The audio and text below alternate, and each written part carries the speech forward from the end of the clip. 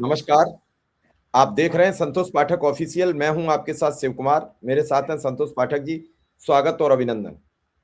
बहुत बहुत धन्यवाद शिव जी, और तमाम दर्शकों को भी नमस्कार। और एक बड़ी खबर आ रही है। ये बड़ी खबर जो आ रही है वाकई चौंकाने वाली है कि जब आपके हाथ में पूरी तरह से सत्ता नहीं आई, तो आप जिस सहयोगी के बल पर सत्ता में बैठे हुए हैं, क्या उस सहयोगी को निपटाने का एक बड़ा गेम प्लान तैयार किया गया है? कौन कौन से मोहरे बन रहे हैं, कौन कौन इसमें शामिल है, इन तमाम चीजों को एक एक करके आपके सामने रखेंगे। और शिव जी हमेशा की तरह न केवल आज शुरुआत करेंगे, बल्कि वो आपको उस खबर के बारे में भी बताएंगे जो खबर आप सुन के चौंक जाएंगे। और उसके बाद हम आपके सामने कुछ ऐसे पहलुओं को रखने की कोशिश करेंगे जिसके बाद आप सोच में पड़ जाएंगे कि क्या वाकई कहीं ऐसा तो नहीं हुआ। जी शिव जी। दरअसल आज सभी बड़े न्यूज चैनल्स ने एक खबर ब्रेक कर दी। हमारे यहाँ कहा जाता है वो खबर ब्रेक हो गई, और ब्रेक के बाद फिर डिटेल भी छप गई। और खबर थी कि बिहार में दोबारा विधानसभा चुनाव को लेकर बिहार का एक राजनीतिक दल सर्वोच्च अदालत की शरण में चला गया है। सर्वोच्च अदालत यानी सुप्रीम कोर्ट की। सुप्रीम कोर्ट ने यह याचिका मंजूर कर ली और कल इस याचिका पर सुनवाई है। सुप्रीम कोर्ट ने कहा कि आप तथ्य और सबूत लाइए, फिर हम देखते हैं। लेकिन उससे पहले कुछ खबरें हैं, वो हम आपके समक्ष रख दें कि क्या क्या खबर है और क्या क्या इस पूरे मामले पर जानकारी है। दरअसल ये आपके सामने खबरें हैं, एबीपी न्यूज की है। पहली खबर, बिहार में नए सिरे से होंगे विधानसभा चुनाव कराए जाने की मांग, प्रशांत कुमार की पार्टी सर्वोच्च अदालत पहुंची। एनडीटीवी कह रहा है कि बिहार चुनाव को रद्द करने की मांग, इस मांग को लेकर जनसुराज पहुंची सुप्रीम कोर्ट। नवभारत टाइम्स कह रहा है कि प्रशांत किशोर ने सुप्रीम कोर्ट में कर दिया बिहार चुनाव को चैलेंज। इंडिया टीवी और आगे निकली, वो बोली क्या बिहार में फिर से होगा विधानसभा चुनाव। बिहार में नए सिरे से विधानसभा चुनाव कराने की मांग को लेकर पीके की जनसुराज पहुंची सुप्रीम कोर्ट। इसमें कोई भी ऐसा बड़ा चैनल बचा नहीं, आज तक रह गया है, उसकी आई नहीं है, लेकिन आज तक ने भी खबर छाप दी। संतोष जी, इन खबरों को आपने देख लिया, समझ लिया, एनडीटीवी हो या फिर टीवी 9 हो, सबने ये खबर छाप दी। अब सवाल यह है कि कल सबूतों के साथ तो सीजीआई के सामने प्रस्तुत होंगे प्रशांत किशोर, और उन सबूतों में बताएंगे कि बिहार में चुनाव कराया जाना क्यों आवश्यक है। हम आगे बढ़े उससे पहले संतोष जी से समझेंगे कि इस याचिका को लेकर क्यों गए हैं प्रशांत कुमार, और कल क्या होगा अदालत में। देखिए शिव जी, प्रशांत किशोर की इस याचिका के दो पहलू हमें समझने हैं। पहला तो कानूनी पहलू, संवैधानिक पहलू, और फिर हम राजनीतिक पहलू पे आएंगे। दर्शकों से कहेंगे कुछ मिनट तक हमारे साथ बने रहिएगा। सबसे बड़ी बात है, कल जब हम चर्चा कर रहे थे शिव जी, ममता बनर्जी का खुद चलकर सुप्रीम कोर्ट में जाकर तर्कों को रखना, तथ्यों को रखना, सुप्रीम कोर्ट के मुख्य न्यायाधीश से न्याय की गुहार लगाते हुए कहना कि हमें कहीं नहीं न्याय मिल रहा तो हम कहां जाएं। ममता बनर्जी ने दिखा दिया कि बीजेपी से लड़ना है तो बीजेपी से ऐसे ही लड़ना होगा, इसी तरीके से लड़ना होगा। और प्रशांत किशोर का आज, जो हमने कल कहा, प्रशांत किशोर का आज सुप्रीम कोर्ट में याचिका दायर करना अपने आप में बताता है कि विपक्ष क्या उसी दिशा की तरफ बढ़ रहा है। लेकिन जब मैं ये पूरा रिसर्च करता हूं तो मेरे दिमाग में कई तरह की शंकाएं खड़ी हो जाती है। क्यों? क्योंकि जैसे मैंने सोचा, मुझे लगा कि इसका एक दूसरा पहलू भी आ रहा है, और वो जो दूसरा पहलू है वो बड़ा भयावह पहलू है। प्रशांत किशोर की निष्ठा पर शक किए बिना मैं ये जरूर कहूंगा कि वो भारतीय जनता पार्टी के दिग्गज नेता नरेंद्र मोदी के लाडले रह चुके हैं एक जमाने में, नीतीश कुमार के भी एक जमाने में लाडले रह चुके हैं। चुनाव लड़े तो ऐसा लगा कि भैया वो चुनाव में नुकसान पहुंचाएंगे विपक्षी खेमे को, बाद में लगा भारतीय जनता पार्टी को पहुंचाएंगे, लेकिन किसी को नुकसान नहीं पहुंचा पाए, खुद वो जीरो पे आ गए। लेकिन अब उनकी इस याचिका से कई तरह के नए तथ्य निकलकर सामने आ रहे हैं शिव जी। पहले मैं मोटे तौर पर तथ्य रख देता हूं। जन स्वराज पार्टी की तरफ से एडवोकेट आदित्य सिंह के जरिए दायर याचिका में कहा गया है कि बिहार सरकार ने 6 अक्टूबर 2025 को मॉडल कोड ऑफ कंडक्ट लागू होने के बाद, यानी मॉडल कोड ऑफ कंडक्ट के दौरान अपनी शक्ति का गलत इस्तेमाल किया और निष्पक्ष चुनावों के सिद्धांतों के खिलाफ जाकर इस डीबीटी स्कीम में 25 से 35 लाख, अनुमानित आंकड़ा है, नए लाभार्थियों को शामिल किया, 25 से 35 लाख नए लाभार्थी का मतलब है कि एक परिवार में मैं 4 लोगों की भी संख्या मान लूं तो 1 करोड़ से 1.25 करोड़ के बीच में ये नए लाभार्थी शामिल किए गए। और मॉडल कोड ऑफ कंडक्ट, जो जन स्वराज पार्टी आरोप लगा रही है, और निष्पक्ष चुनावों के नियमों का उल्लंघन करते हुए जीविका दीदी योजना के लाखों मौजूदा और नए रजिस्टर्ड लाभार्थियों के खाते में चुनाव के दौरान 10,000 रुपए की राशि सीधे भेज दी गई। और ये कहा जा रहा है, जन स्वराज की तरफ से कहा गया सुप्रीम कोर्ट में कि मतदाताओं को, लाभार्थियों को पैसे देना, मतदाताओं को सीधे प्रत्यक्ष या अप्रत्यक्ष रूप से सत्ताधारी पार्टी के पक्ष में वोट देने के लिए लुभाने के समान है। और यह रिप्रेजेंटेशन ऑफ पीपल्स एक्ट 1951 की धारा 123 के तहत रिश्वत, घूस और भ्रष्ट आचरण माना जाएगा। और यही जन स्वराज पार्टी नहीं रुकी। मोटे तौर पर जन स्वराज पार्टी के तमाम आरोपों को अगर आप देखेंगे तो उन्होंने कहा कि मुख्यमंत्री महिला रोजगार योजना के तहत महिला मतदाताओं को 10-10 हजार रुपए भेजे जाना, ये निष्पक्ष चुनावों का तो उल्लंघन है ही।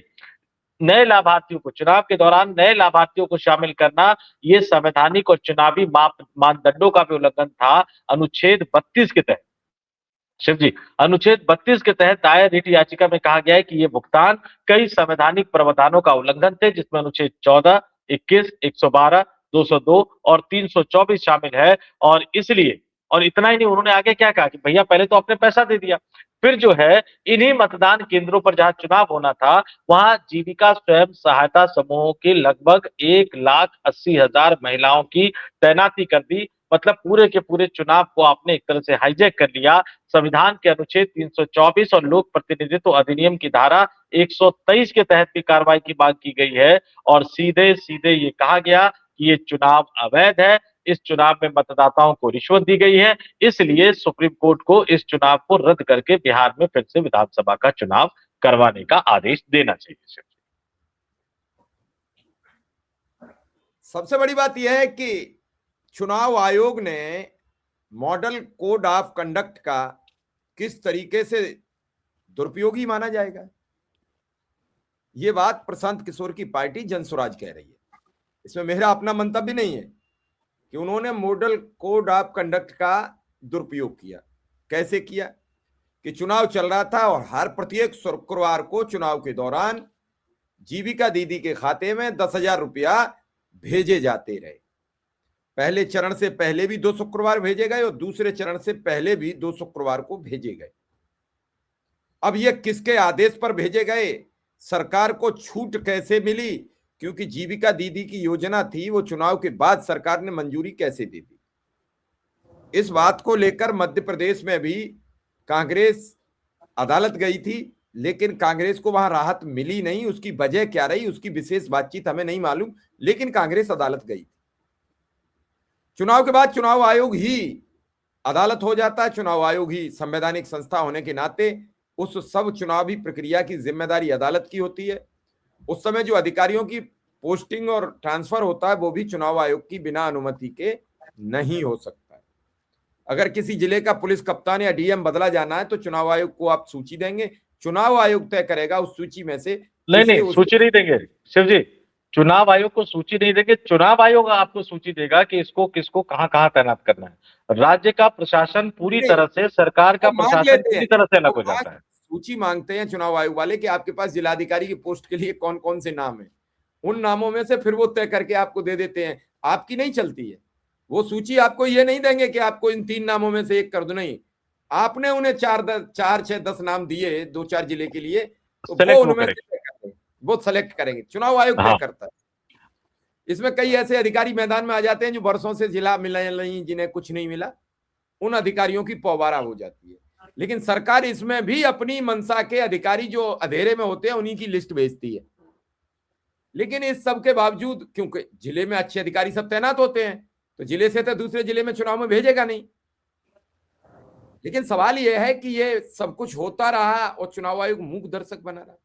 क्या ये याचिका नीतीश कुमार का विस्तर गोल करेगी या नीतीश की किस्मत का पिटारा खोलेगी? कई चीजें इस याचिका में छिपी हुई हैं। संतोष जी, ये किस धारा के तहत गई है और क्या सर्वोच्च अदालत इस पर कल कोई बड़ा फैसला सुना सकती है?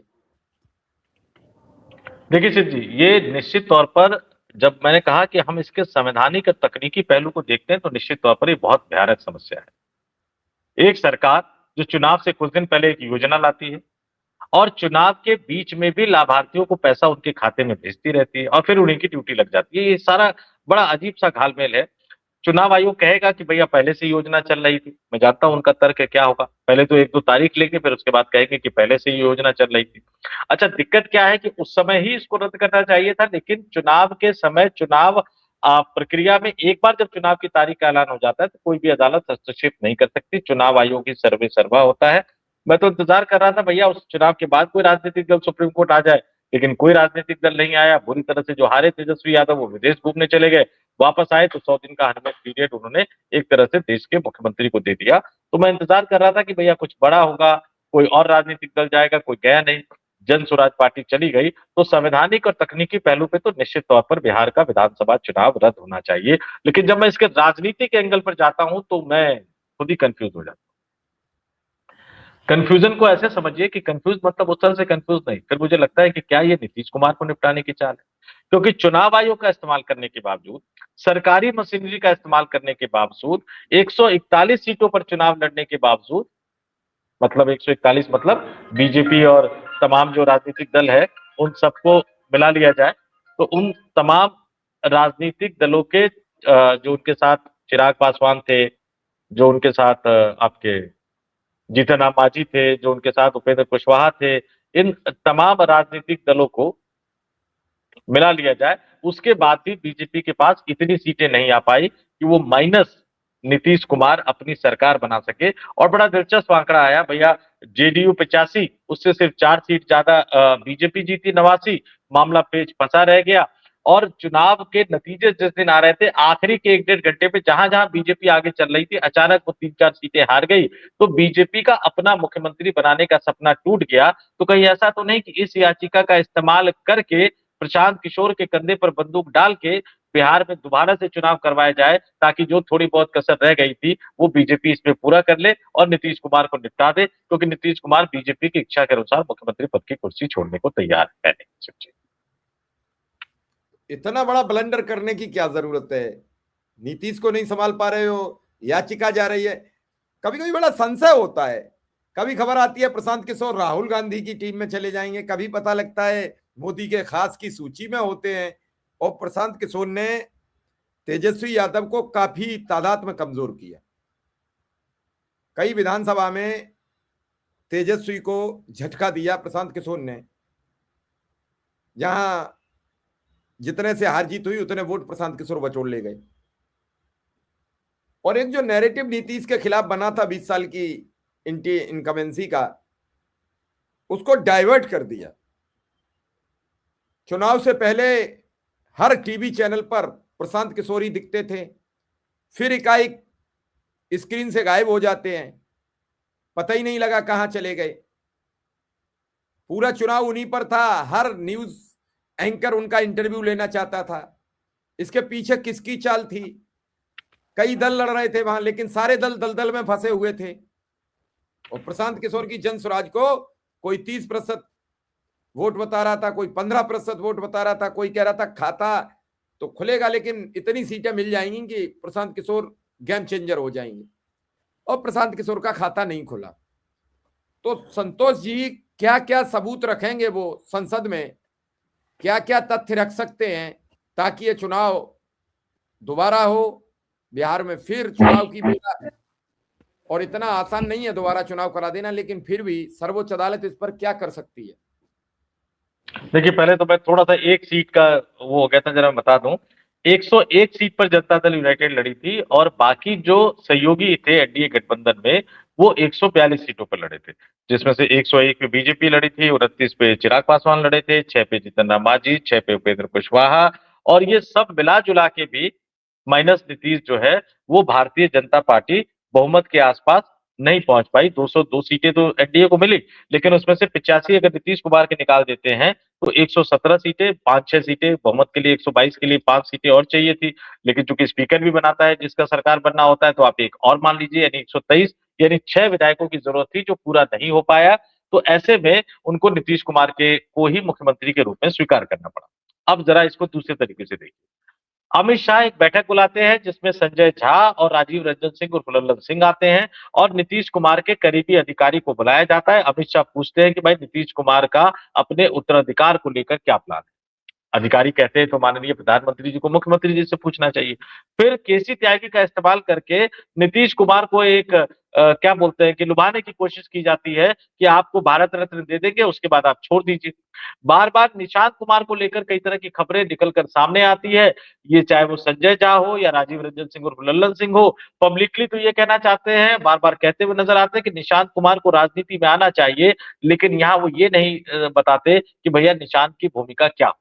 पूरी की पूरी भारतीय जनता पार्टी के इकोसिस्टम की और नीतीश कुमार के भी करीबी नेता जो बीजेपी के इकोसिस्टम में जा चुके हैं, उनकी कोशिश है कि मुख्यमंत्री भारतीय जनता पार्टी का बने और निशांत कुमार उसमें उप मुख्यमंत्री के तौर पर शामिल हो। लेकिन नीतीश कुमार राजनीति के चतुर खिलाड़ी है, वो जानते हैं कि एक बार अगर उनका बेटा डिप्टी सीएम बन गया तो फिर वो डिप्टी सीएम ही रहेगा और धीरे धीरे भारतीय जनता पार्टी उनकी पार्टी को भी खत्म कर देगी, उनकी विरासत को भी खत्म कर देगी और उनके बेटे से जो उनकी राजनीतिक विरासत है वो भी छीन लेगी। आज महाराष्ट्र में उद्धव ठाकरे का क्या हाल हो रखा है, राज ठाकरे का क्या हाल हो रखा है, वो हम और आप सभी जानते हैं।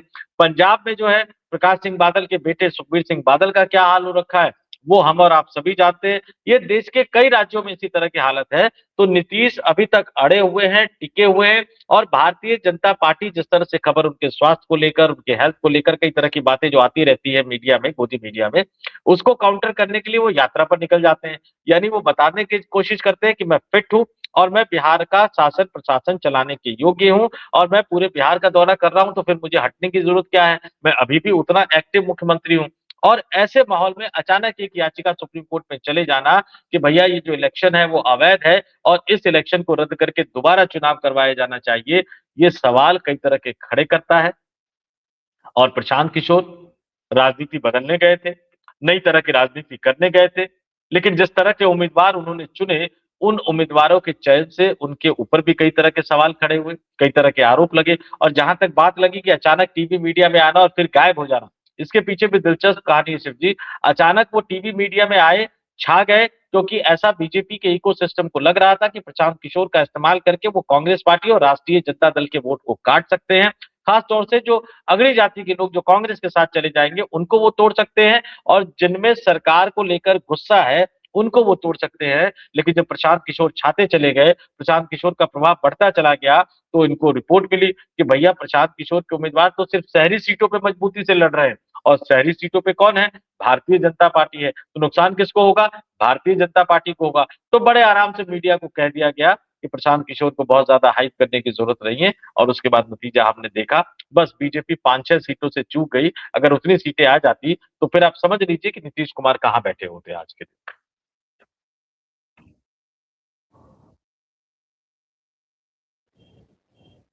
क्या इतने के बाद भी प्रशांत किशोर किसी के कहने से ही गए हैं सुप्रीम कोर्ट या अपने मन से?